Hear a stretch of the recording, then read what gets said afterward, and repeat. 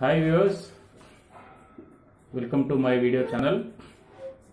Myself, I am Govardhan Ankam, working as Assistant Professor of Commerce, SKNR Government Arts and Science College, Jagityal, Telangana. Today, in this video lesson, I am going to present a topic for BCom 4th semester corporate accounting. This topic from corporate accounting for BCom 4th semester students. The topic is amalgamation. The topic name is amalgamation. Before going to discuss in detail about amalgamation, let us try to understand what is merger, what is absorption, what is reconstruction, and what is amalgamation. Often students may confuse to differentiate among these four words. Actually, these four important terms are used for reorganization of business affairs of corporate sector. These terms are used for reorganizing the affairs of companies. So often students may feel all these four terms used in same meaning. They think they are similar. They give an impression as similar, but every term it has its own meaning. Let us try to understand what is merger. Merger is nothing but blending of two companies into one company is called merger. Blending of two companies into one company is called merger. And absorption. In absorption, one or more company going to liquidation.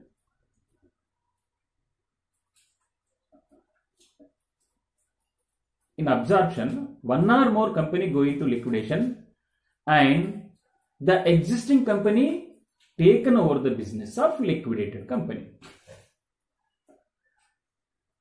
For example, there are two companies, A Limited and B Limited. Here, the A Limited is going to liquidation. The business of this A Limited liquidated company's business taken over by the existing Z Limited company and continues in the name of Z Limited. So this is called absorption. In absorption, there is no any new company is formed to take over the business of liquidated company. The existing company can take over the business of liquidated company. Then let us try to understand what is amalgamation. The term amalgamation is used for, or in amalgamation, two or more companies go into liquidation and there is a new company will be formed for the purpose of taking over the business of the liquidated companies.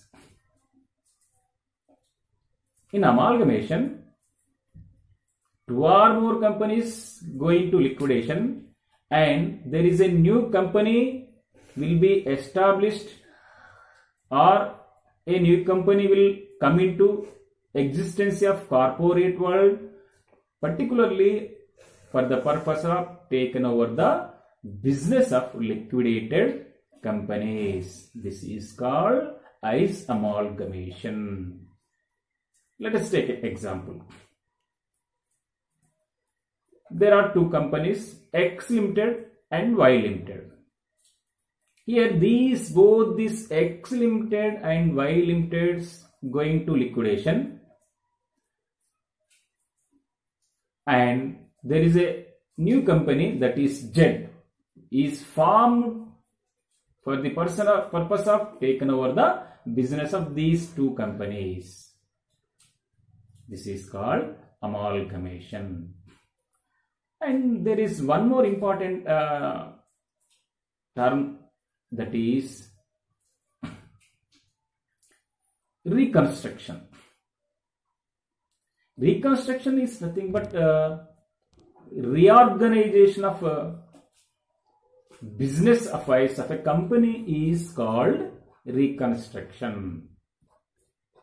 Reconstruction means reorganization of a company's business organization. A company's business affairs is called reorganization or reconstruction.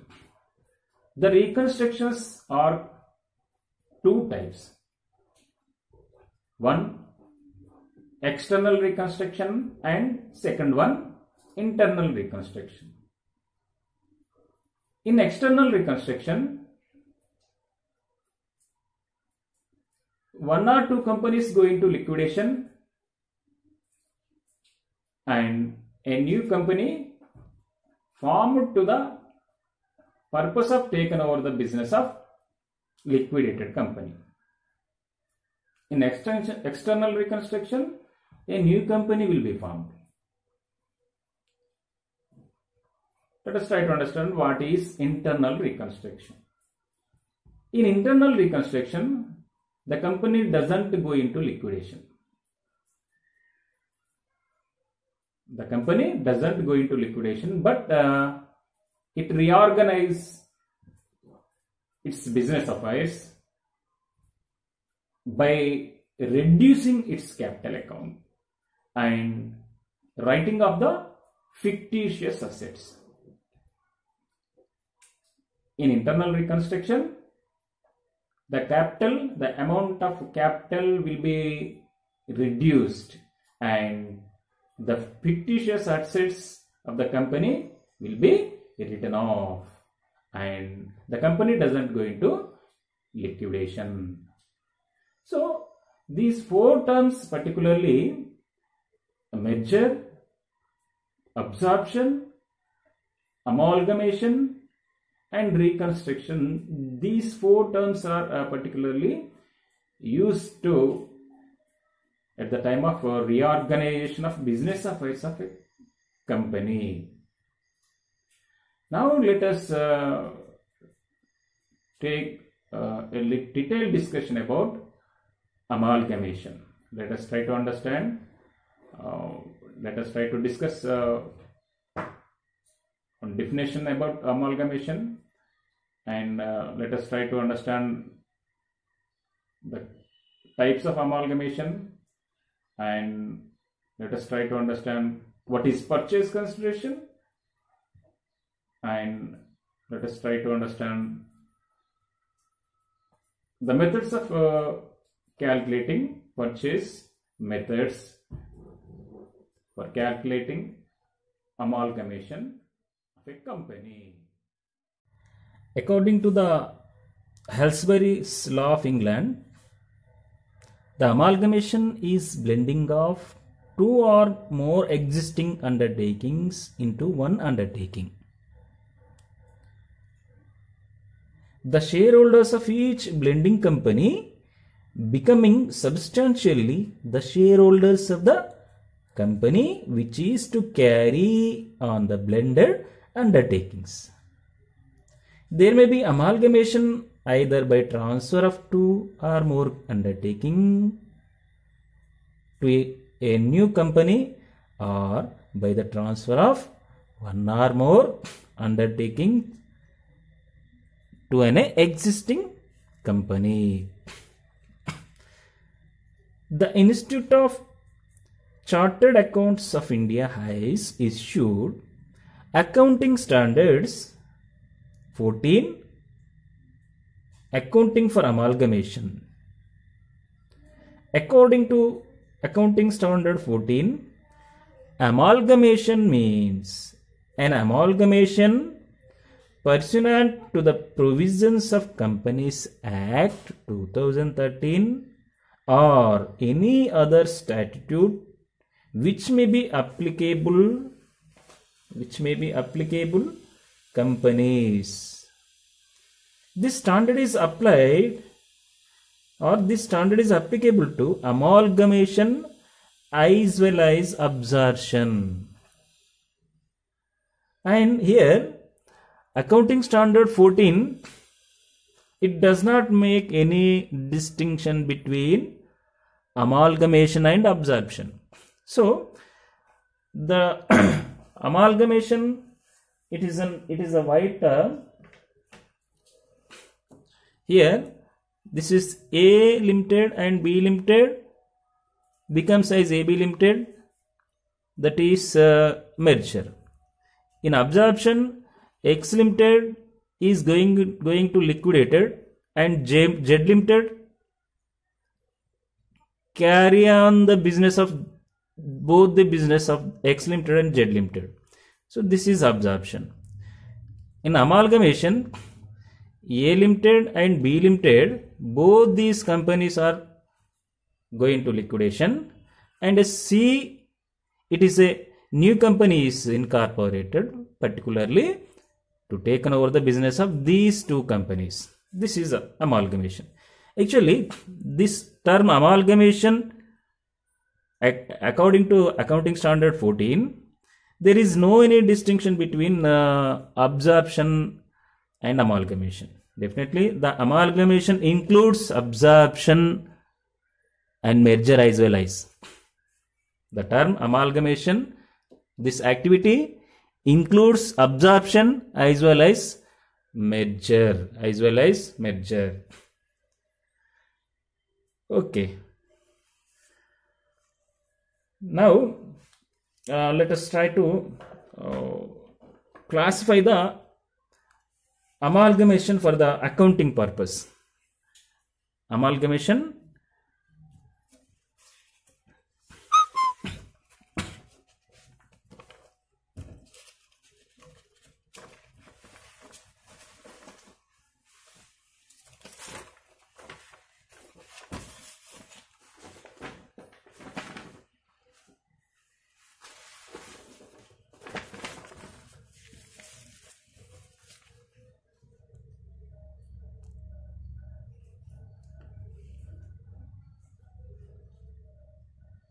yes, amalgamation for the purpose of accounting, amalgamation is two types. For the purpose of accounting, amalgamation is two types.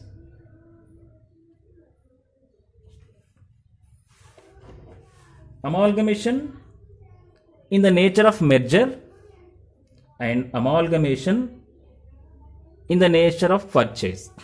For the purpose of accounting, amalgamation classified into two types, that is amalgamation in the nature of merger and amalgamation in the nature of purchase. Let us try to understand when the amalgamation is treated as merger. So what are the conditions has to be satisfied by the process of amalgamation? In amalgamation, if it will be treated when these 1 to 5 conditions followed by the process of amalgamation. The first condition, all the assets and liabilities of a transferor company become, after amalgamation, the assets and liabilities of transferee company. Here transferor company means the company which is liquidated. The liquidated company is treated as transferor company or selling company. Transferee company means the company which is taken over the business of liquidated company. It is nothing but newly formed. The second important condition, That is, shareholders holding not less than 90% of the face value of equity shares of the transferor company becomes equity shareholders of the transferee company by virtue of the amalgamation. Yes. In amalgamation, the second condition is the equity shareholders of liquidated company, they are becomes as the shareholders of the transferee company.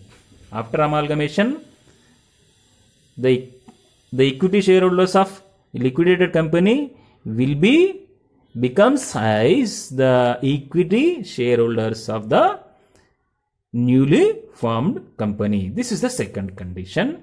And the third condition, that is the consideration for the amalgamation receivable by those equity shareholders of the transferor company who agrees to become equity shareholders of the transferee company is discharged by the transferee company wholly by the issue of equity shares in the transferee company, except that cash may be paid in respect of any fractional shares. So the consideration made only by the issue of equity shares to the shareholders of liquidated company, equity shares, and in the form of cash, equity shares by the transferor company. Then the third condition is the business. Yes, it is the most important condition. If it is when let us consider it is the amalgamation in the nature of merger. This is the important condition. The business is intended to be carried on by the transferee company. So after amalgamation, the business of the transferor company is intended to be carried on. So after completion of amalgamation, the business of liquidated company, it is carried and continued by the newly formed company. That is, after amalgamation also, the business will be continued by the transferee company. So this is the important one more condition. And the fifth condition, that is, no adjustments is intended to be made in the book values. Book values of the assets and liabilities of the transferor company when they are incorporated in the financial statements of the transferee company. So there is no any adjustments against assets and liabilities of liquidated company taken place at the time of amalgamation. If the process of amalgamation satisfies these 1 to 5 conditions, then the amalgamation is treated as it is the nature of merger. It is the nature of merger. If the amalgamation, its nature is merger, if the amalgamation in the nature of merger, then while accounting time, the pooling of interest method is followed. For the accounting purpose, at the time of record of accounts of for amalgamation, if its nature is merger, then pooling of interest method is followed. And the second category of amalgamation for the purpose of accounting. The second one is, that is the amalgamation in the nature of purchase. Amalgamation in the nature of purchase. Yes, when the amalgamation treated as its nature is purchase, yes, any one or more conditions of these 1 to 5 is not satisfied by the process of amalgamation, then its nature is called as purchase. The 5 conditions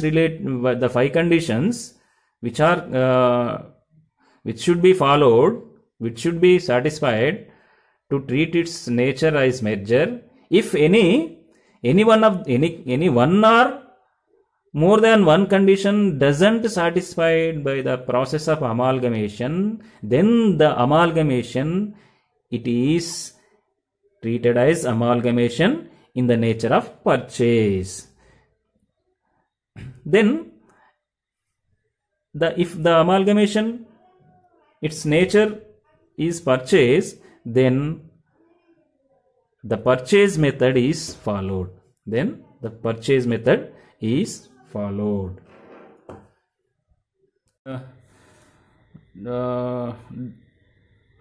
Try to know distinctions between amalgamation in the nature of merger and amalgamation in the nature of purchase.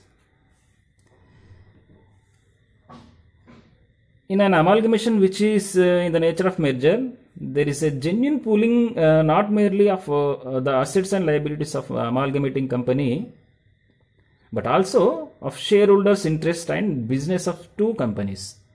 Particularly in the nature of merger, equity shareholders' interest will be protected. Equity shareholders' interest will be protected, and the company intended to carry on the business of liquidated company, the merger. And all the assets and liabilities, including reserves and surplus of transferor company, after amalgamation, become assets and liabilities of the transferee company. So this is one of the main distinction about its nature, if it is merger. But an amalgamation in the nature of purchase, effect made by which one company acquires another company. The nature of purchase, it is the effect a mode by which one company acquires another company. The equity shareholders of the transferor company normally do not have proportionate shares in the equity of the transferee company. And also in purchase, the business may not be continued by the transferee company. Now let us try to understand what is purchase consideration.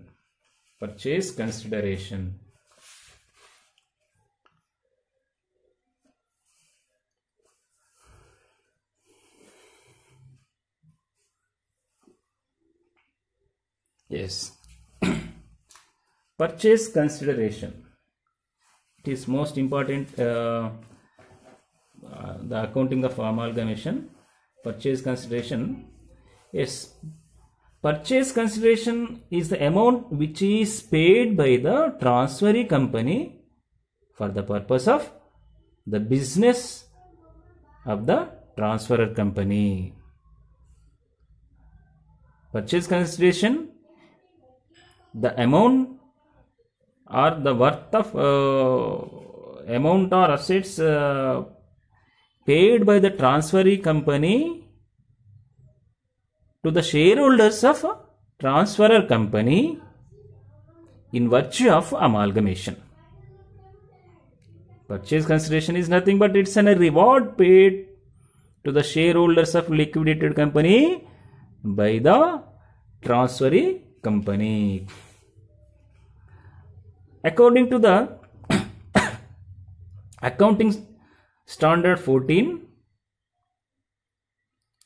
the purchase consideration means the aggregate of shares and other securities issued and the payment made in the form of cash or other assets by the transferee company to the shareholders of the transferor company. Yes. Here, the term purchase consideration does not include payment made to debenture holders. Any payments made against to the debenture holders, these are not included in purchase consideration. The following there are four kinds of methods for calculating purchase consideration. Here we have four different kind of methods for calculating purchase consideration. The first one is lump sum method, and the second one is net assets or net worth method, and the third one is net payments method, and the fourth one is share exchange method. Here we have four methods for calculating purchase consideration. The first method is lump sum method. The lump sum method, it is very simple to understand. The lump sum method is nothing but in this method the consideration is stated as a lump sum. The consideration is stated as lump sum. For example, if A Limited purchases the business of B Limited and agrees to pay 10 lakhs, then the sum of 10 lakhs is called as purchase consideration. So this is the simple method to understand, and we need not to do any work to calculate this method, the purchase consideration. Under this method, the amount of purchase consideration paid by the transferring company is given in the problem itself only. So we need not to calculate separately under this method. This method, it is simple, that is the consideration is stated as lump sum. It is given in the problem. Then next let us discuss net payments method. Okay, net assets method, it is discussed in detail. Let us try to understand net payments method. Net payments method, under this method, all payments made in the form of shares and other securities and cash to the shareholders of transferor company are aggregated to obtain purchase consideration. So what amount of shares are issuing, or what amount of cash paying, or any other payments made by the transferee company, the aggregate value of these payments is called as purchase consideration under net payments method. Then the fourth one is share exchange method. In share exchange method, sometimes in some cases the transferee company issues its own shares to the shareholders of the transferor company on the basis of instinct or market value of shares concerned. Now let us go into detailed discussion about the second method, the most important method, that is net assets or net worth method. How to calculate purchase consideration under net assets or net worth method? Now let us discuss.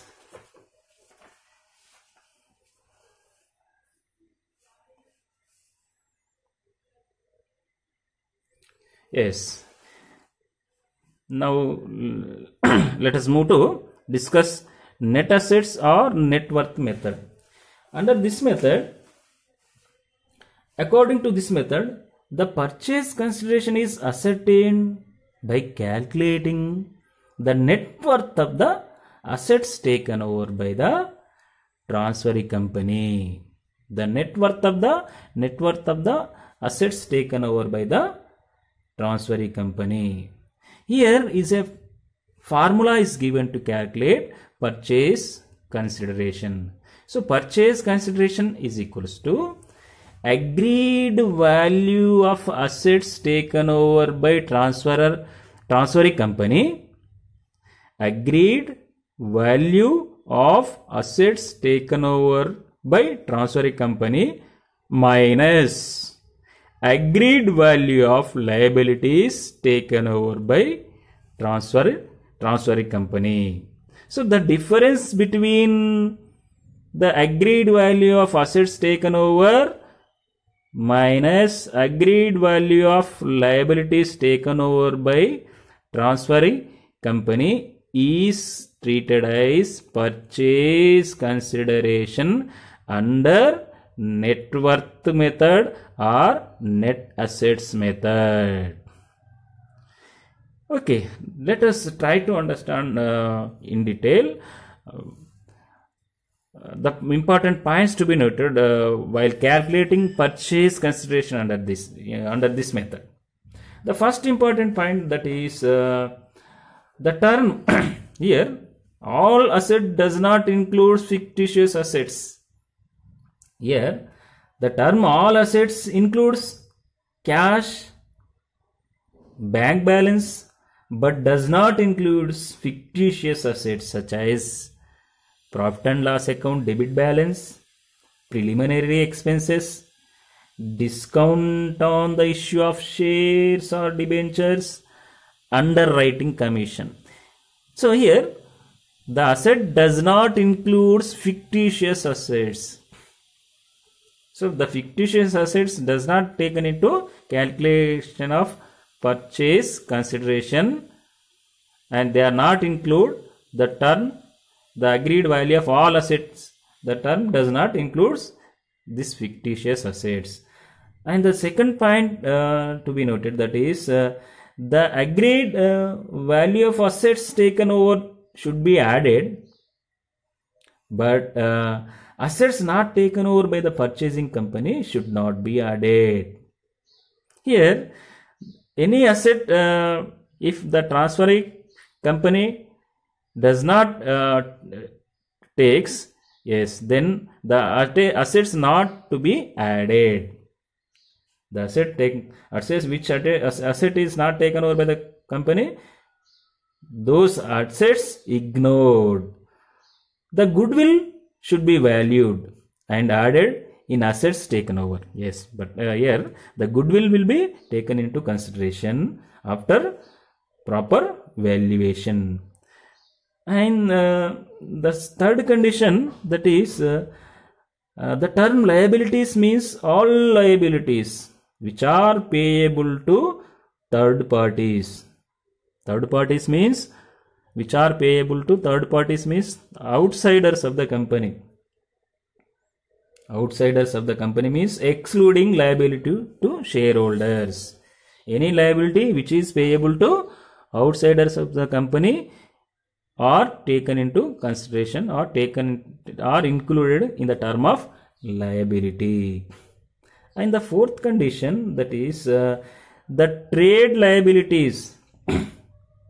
The trade liabilities includes trade creditors and bills payable, but other liabilities like bank overdraft, debentures, tax liability, outstanding expenses, these liabilities are not treated as trade liabilities.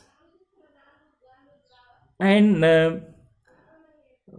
the fifth condition, that is one more important condition, if a fund or a part of it denotes liability to third parties, it should be included in the liability. If any fund or total fund or partial the fund it denotes liability to third parties, it should be included. Example, liabilities like provident fund, yes, employees saving bank account, workmen's profit sharing fund, yes, these liabilities also included in the term of liability. Then the sixth condition, the term liability does not includes, the term liability does not include past accumulated profits or reserves such as general reserve, dividend equalization fund, capital reserve, capital redemption reserve, share premium, debenture redemption fund, etc. These are all does not include in the term liability.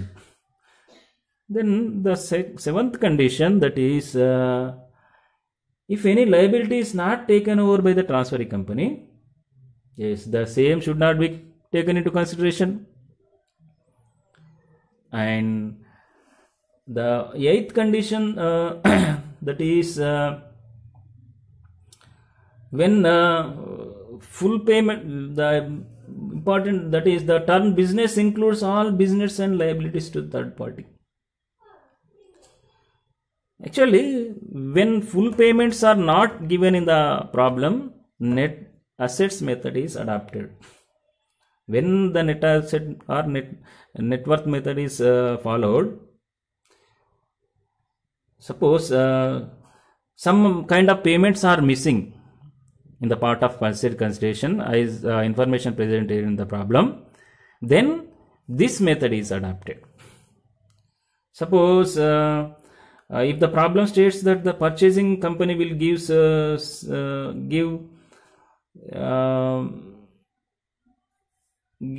some shares and remaining in the balance of cash, then you have to find out what amount of shares are going to issued under this method. So then you have to adopt the net assets method. When full payments are not given in the problem, hence net assets method to be followed or to be adopted.